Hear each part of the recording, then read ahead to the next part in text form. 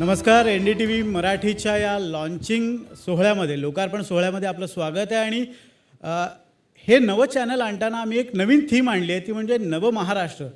या महाराष्ट्रात खूप नवनव्या गोष्टी घडत आहेत. या महाराष्ट्रात नवनवे प्रयोग होत आहेत, नवीन उद्योजक जन्माला येत आहेत, नवीन संकल्पनांना आकार येतो आहे.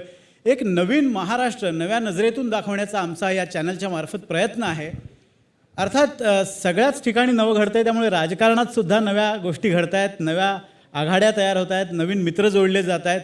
या सगळ्या राजकीय घडामोडींवर आपण बोलणारच आहोत. मात्र महाराष्ट्राबद्दल या सगळ्या नव्या आघाड्यांचं, नव्या राजकीय शक्तींचं काय मत आहे हे आपण जाणून घेणार आहोत. आणि माझ्यासोबत गेल्या वर्षभरात जे अगदी चर्चेच्या केंद्रस्थानी होते असे पॉलिटिकल पर्सनॅलिटी आपण म्हणू शकतो, प्रफुल्ल पटेलजी आहेत. आपलं या सोहळ्यामध्ये स्वागत आहे. नवीन महाराष्ट्रात नव्या संकल्पनांना आकार येतो, आम्ही ते दाखवण्याचा प्रयत्न करणार आहोत. तुमच्या त्या संकल्पना तुमच्या नजरेतून त्या कशा आहेत त्याही आम्ही जाणून घेणार आहोत.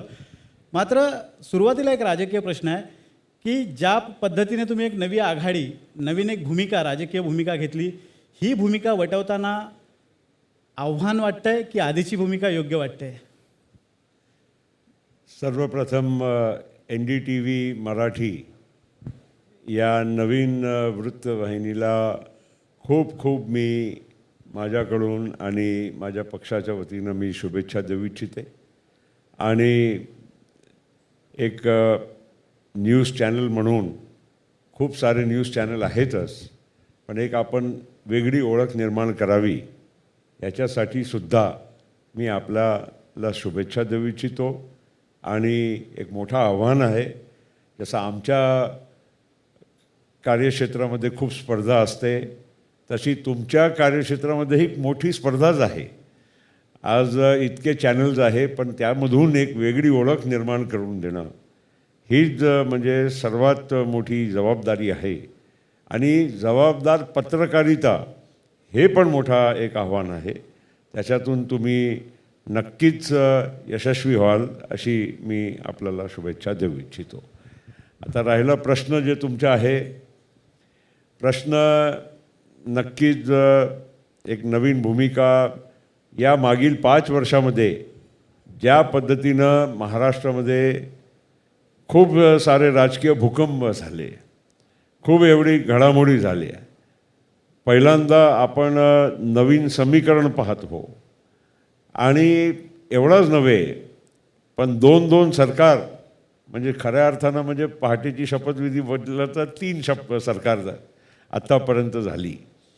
तर त्यामुळे नक्कीच राजकीय जे स्पेस आहे आणि जे काही एक प्रकारे लोकांना पण चूज करण्यामध्ये नक्कीच या इलेक्शनमध्येही मोठा एक म्हणजे प्रश्न निर्माण झालेला आहे.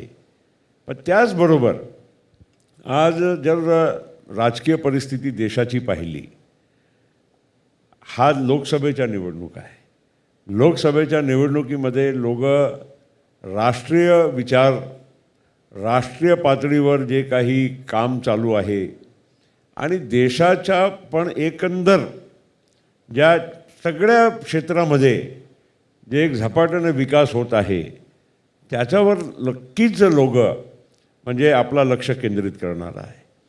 दुसऱ्या बाजूला नेतृत्व, एवढा 140 कोटी जनसंख्येचा देश आहे.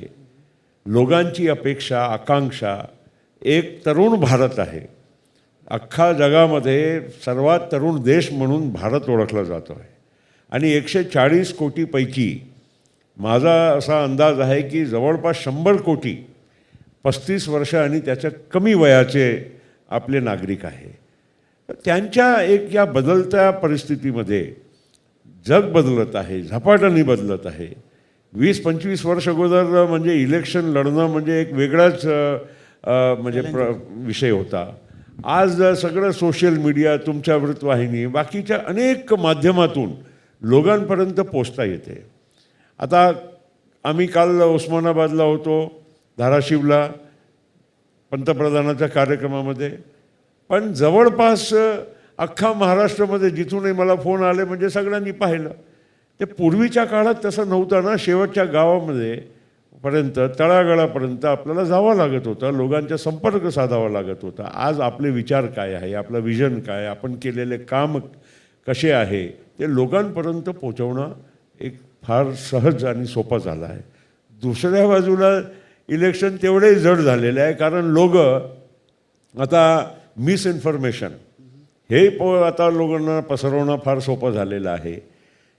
या सगळ्या पार्श्वभूमीमध्ये आज ही निवडणूक जे देशाची होत आहे त्यामध्ये एका बाजूला पंतप्रधान नरेंद्र मोदीचा चेहरा आणि त्यांचं नेतृत्व आणि त्यांचं कर्तृत्व हे 10 वर्षाच्या लोकांच्या समोर आज आहे, आणि दुसऱ्या बाजूला आपल्या देशाला अस्थिर सरकार द्यावी, कोण नेतृत्व करेल हा प्रश्नचिन्ह शेवटपर्यंत कायम राहतील.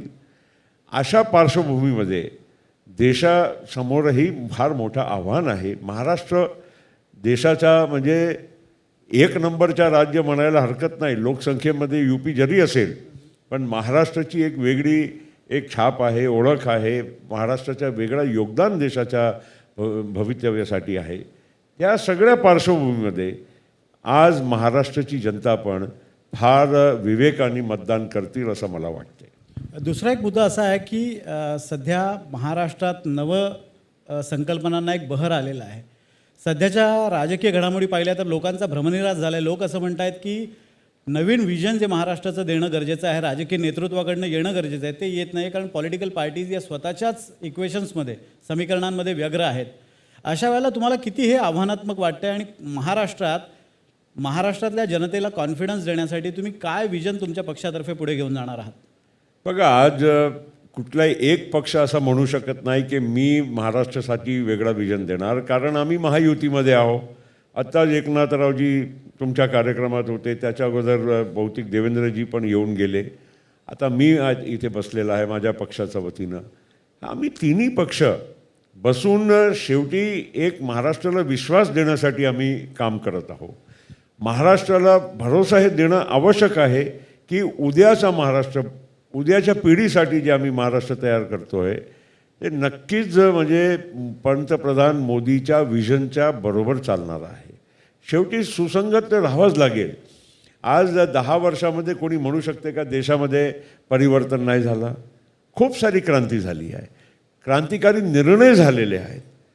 अनेक म्हणजे जे गरिबीतून लोकांना बाहेर काढण्याचं काम, आता मीच बोलतो आहे की आम्ही आमच्या वादागाजा करतो असं नाही आहे. JP मॉर्गनचा परवाचा जो एक रिपोर्ट आहे ते पण एक जागतिक संस्था आहे, लोकांना म्हणजे त्याच्यावर विश्वास आहे, आणि त्यांनी पण सांगितलेलं आहे की 40 कोटी लोकांना गरिबीतून बाहेर काढण्यामध्ये भारत यशस्वी झालेला आहे. आता भारत यशस्वी झाला म्हणजे भारतची सरकार, भारतचे नेते, पंतप्रधान यांच्या म्हणजे आपल्याला उल्लेख करावाच लागणार आहे.